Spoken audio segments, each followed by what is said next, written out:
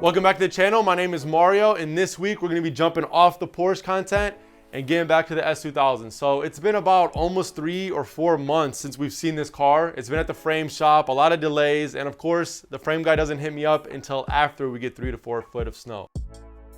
On the way to get Old Bay. Jeez. So right, and then the left. Hold on, Nestor just pulled up. He's like, these kids, man. These freaking kids. So, we got the frost wrap install. It's a little extra. Dang, dude, I forgot. It was warm out and I didn't have any wipers. Good thing, hopefully I have a brush.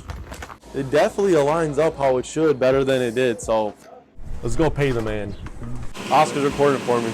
The YouTube channel's taking off a little bit.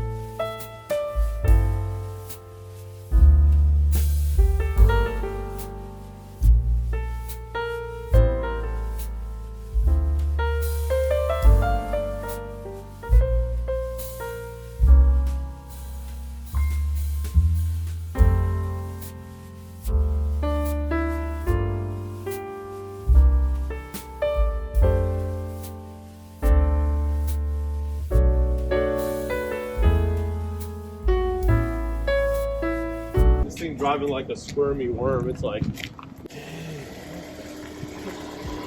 oh yeah, that's a fistful. My subframe probably went. That's fine, whatever. I kind of knew that was going to be one of my options. So my subframe probably went, and since my subframe went, where I bolted the lower control arm, it's probably pulled back a little bit. So I got like 3 subframes that I could choose from locally here. I'll just snag one, but gonna have to do the work, which is not gonna be that fun. It is what it is. So I'm letting this thing warm up a little bit. It's gonna go like 15 minutes away. I clean the snow and ice off of the windshield so I can see. Definitely gonna have to do something with that suspension, but we'll get there when we get there. We got the Titan here. You ready? Yes, sir. Let's go.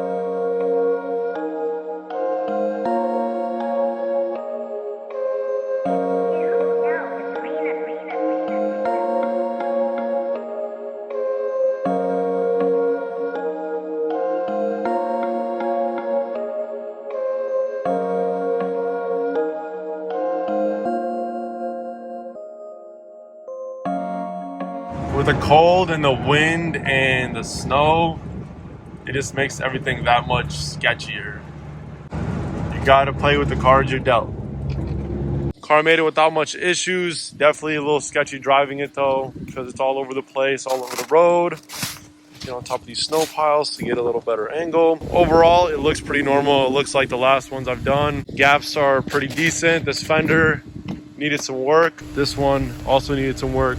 Once the body guys take care of it, it's gonna come full circle, and the fitment should be pretty nice. There's not much bolts and fasteners holding this thing on, so a lot of this is gonna have to be actually, held together. This fender liner was dragging the whole time, which it's a cheap one anyway, so that's gonna get replaced, but the face finally looks good.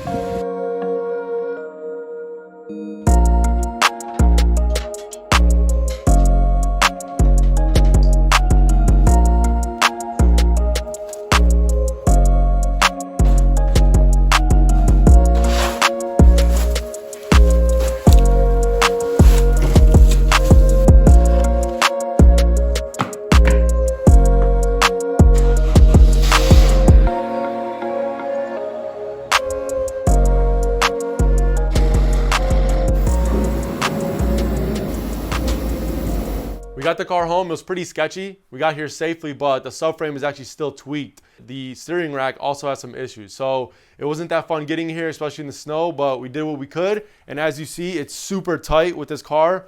I forgot the keys to this car. You know it's a problem when you own so many Porsches that you grab keys and it's not for this car. So I'm gonna have to bring another set of keys next time to be able to move this thing on the ground. But for now, I jacked it up, so hopefully we can just pull that rear end over to the left and then clear some space up so we can resituate the S2000. So we're gonna do a little quick overview of the framework, see how stuff aligns. It's not perfect, but you know, it's good for now. I'm gonna go ahead and actually realign it a little bit better. I might get a new front bumper because the one that's on there now, I don't really love. Without further ado, let's go get into it.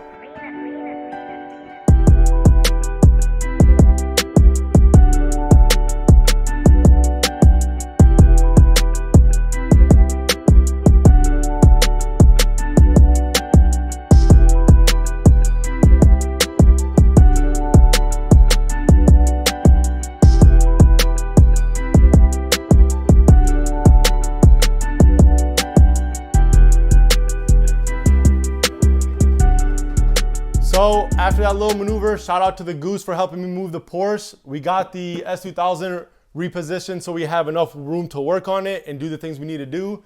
As you can see, the hood's open. There's a few things that stick out. Obviously, the front end looks way better than it did. This thing was sitting sideways. Now this thing's actually in one piece, let's say.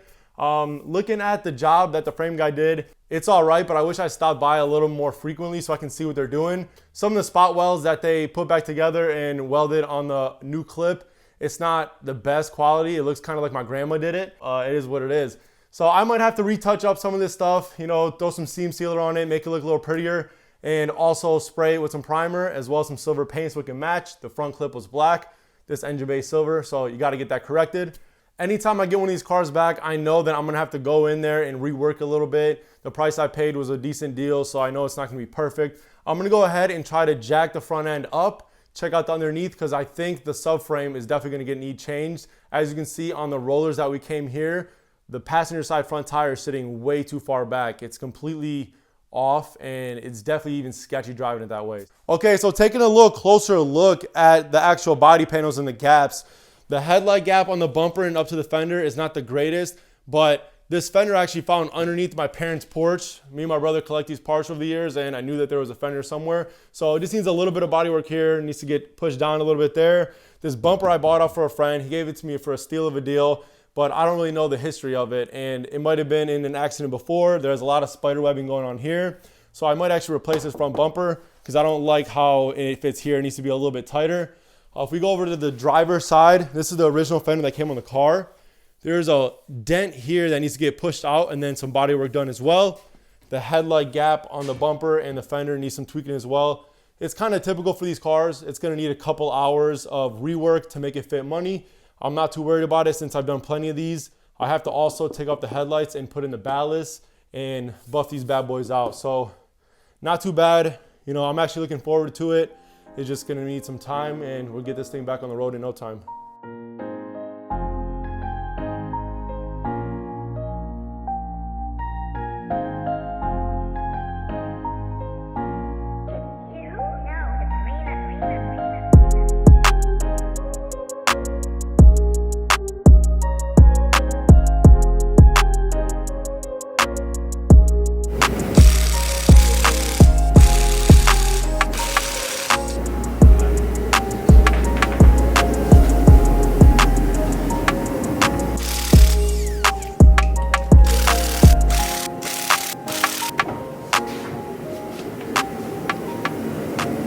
So we got this thing jacked up. As you can see, seam sealer, the new parts of the front clip I provided.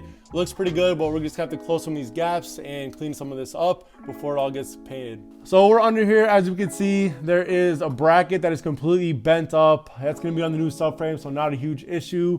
This thing definitely got pushed back a little bit, and I can see all the bolts are still present, so that's really good.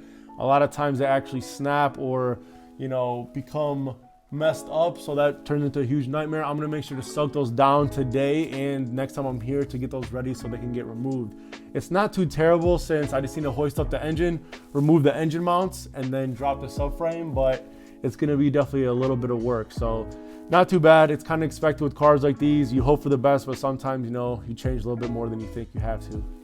If you can kind of see down here, like it almost looks like that. Yeah, I can even see the subframe definitely got pushed back a little bit. This is gonna be fun.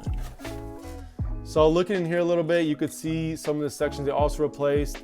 This part got hit by the wheel, so it got crunched up a little bit, so he replaced that section all the way around. More importantly, we just want to get the suspension straight so it can drive correctly and actually can align correctly as well. So as you can see, guys, the S2000 definitely needs a lot of work. So I'm gonna go on a hunt to get a front subframe as well as a steering rack. Once I get that, I'm gonna start getting those parts off, and then hopefully when everything goes back on, we'll be able to align it, get it really close, everything fits nicely, and yeah, pay more attention to the front end, making it fit well before we send it off to the painter. I'm gonna still need to change the soft top for this car. This one has a bunch of holes in it. I have one already ready to go in it. I need to change the front airbags as well as the seat belts. I'm gonna be setting those off to get changed a different color possibly. So that's gonna be pretty sweet. I'm gonna be changing the door panels as well because I don't know what the previous owner did to these. He put some holes in them. Good thing I had some laying around. And overall, just cleaning up the whole interior, buttoning a few things up before we move forward. I hope you guys enjoyed seeing the car and what it looks like after the frame. I know there's gonna be a lot more to go into it, but you know, these cars are definitely worth fixing and hooning around town. Their prices are going up like crazy and I love them and I'm gonna keep driving one. I always wanna keep one in the stable as long as possible, unless someone offers me something crazy for it, then it's gotta go. So without further ado, I'll catch you guys next week. Be sure to leave a like, drop a comment, subscribe if you haven't done so already. Catch you guys next time. As always, be blessed and be superish.